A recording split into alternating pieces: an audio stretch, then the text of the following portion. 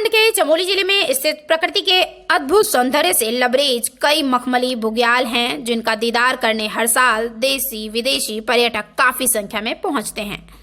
उत्तराखंड के गढ़वाल हिमालय में ऊंचाई वाले पहाड़ी इलाकों में जहां टिम्बर रेखा समाप्त हो जाती है, वहां से हरे मखमली घास के मैदान शुरू हो जाते हैं। गढ़वाल हिमालय में स्थित करीब 8 से 10,000 फीट की ऊंचाई पर स्थित ऐसे मैदानों को बुग्याल कहा जाता है।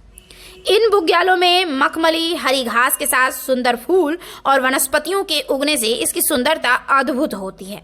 एक और स्थानीय लोगों और मवेशियों के लिए ये चारागाह का काम देते हैं, तो पर्यटकों और ट्रैकिंग के शौकीनों के लिए ये आराम की जगह व कैंप साइट बन जाते हैं।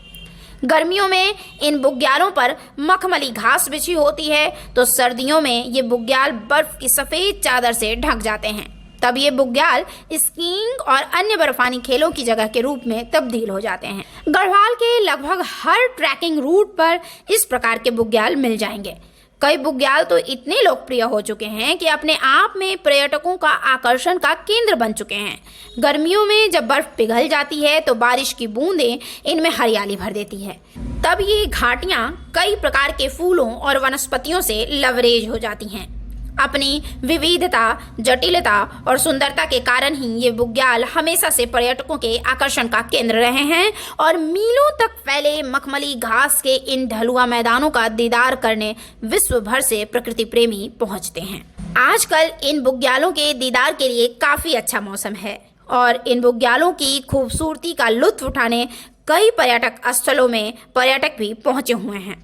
चमोली जिला जोशीमठ क्षेत्र में ही अधिकांश खूबसूरत बुग्याल स्थित है, जिनमें औली, गोरसो बुग्याल, फूलों की घाटी, स्वर्गारोहिणी, सतोपंथ, द्रोणागिरी पर्वत, काक बुसंडी, डाई शेरा, त्रिशूल पर्वत आदि मशहूर हैं।